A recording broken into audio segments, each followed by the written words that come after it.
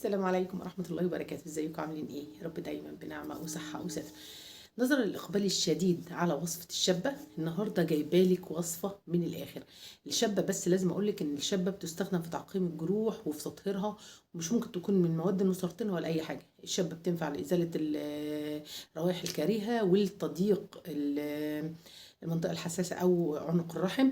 الشبة بتستخدم في حاجات كتير جدا جدا جدا ومبيضة، وبتجيب نتيجة فعالة جدا جدا في شد البشرة. الشبة مع الصمغ العربي فعلا بديل الخيوط. الشبة مع العسل النحل من الحاجات الحلوة قوي قوي.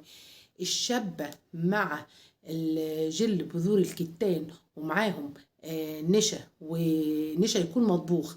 يعني هتجيبي معلقة نشا وتحطيها في نص كوباية مية وتطبخيهم على النار، وزي المهلبية بالظبط. وبعدين تجيبي معلقة من جل الصبار أو جل بذور الكتان، وبعدين تحطي عليها الشبه وتعمليه زي كريم كده. تحفه تحفه تحفه تحفه.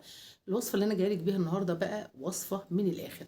كل الناس بتقول لي عايزين روتين ايديكي او الاماني، وعايزين ايدينا تبقى حلوه وجميله ومبططه. النهارده هقول لك على وصفه للايدين وللوش، بس ركزي معايا. انا جيت هنا علشان اقول الفيديو باستفاضه، علشان انتوا في الابلكيشن التانية بتبقى المده قصيره وما بتعرفوش تلحقوا تشوفوا الفيديو. هتجيبي اهم حاجه في نجاح الوصفه قسما وبالله، بياض وجمال من اول استخدام حرفيا. نجاح الوصفه يتطلب ان انت الزيوت بتاعتك تكون من مصدر موثوق منه. تمام كده؟ طيب هنعمل ايه دلوقتي عشان اخلي ايديا حلوه وناعمه وبياض فوري من اول حاجه، وكمان اديها فوليوم واعمل لها حاجه كده زي بديل الفيلر، انفخها بمعنى اصح. هتجيبي ايه؟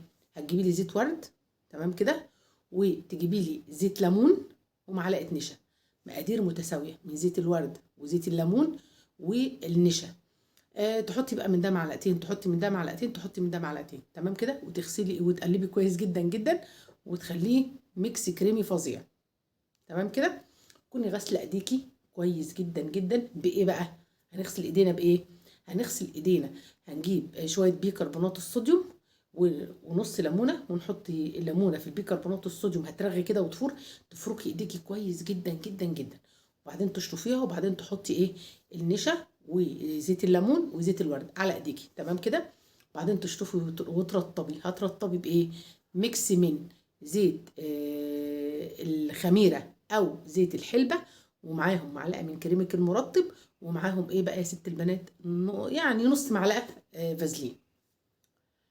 وصفه انا مش هحلف كتير على الناس بتقولي ما تحلفيش، مش هحلف كتير، بجد بجد بجد رائعه. هتخلي ايديكي بيضه وجميله، ولو فيها عروق بارزه وضوافرك كمان جميله، والدنيا زي الفل. تمام كده. طيب انا عايزه قبل اماني اعمل الوصفه دي لوشي عشان وشي يبقى ابيض وجميل. طيب الوصفه دي زيت الورد، خصوصا زيت الورد، خصوصا زيت الورد. زيت الورد من الحاجات المقشره الحلوه جدا جدا، بس يعامل معامله الكريمات التقشير. يعني يستخدم في الضلمه ويستخدم بالليل فقط، ولازم في الظلام التام، فاهمه يعني، برضو بحرص جدا. تمام كده. طيب هنعمل ايه؟ هنجيب برضو زيت الورد وزيت جوز الهند والمعلقه النشا، تقلبي كويس جدا جدا. تمام، مقادير متساويه من كل حاجه. وبعدين تعملي برضو تغسلي بشرتك كويس جدا وتنضفيها كويس جدا. وبعدين تحطي الميكس ده من ربع ساعه لتلت ساعه، مش اكتر من كده، من ربع ساعه لتلت ساعه. وبعدين تشطفي، وبعدين تحطي كريمه المرطب. طب عايزه احط كريم المرطب قبل امانيو ويجيب نتيجه وحلو، هتجيبي برضو يا اما زيت الحلبه يا اما زيت الخميره، ومعاهم اي زيت القهوه، بس ما يكونش بقى زيت عطري، انا عايزه زيت خام. يكون معاهم معلقه برضو من كريمه المرطب. المهم ترطبي لي الدنيا دي كلها.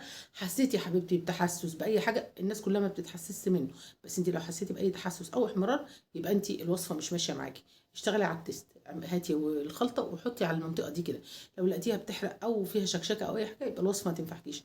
بس انا بقول لك على مسؤوليتي الشخصيه، الوصفه اكتر من رائعه، سواء للايدين او للوجه. تحفه تحفه تحفه تحفه. وجربي. ولو سمحتي اعملي سبسكرايب للقناه عشان يوصلك مني كل الفيديوهات الجديده. عايزه اقول لك ان الفيديوهات اللي جايه ان شاء الله هتكون بصي في حته تانية خالص، كلها اكسكلوسيف وحصري. واشوفكم على خير ان شاء الله. السلام عليكم ورحمه الله وبركاته.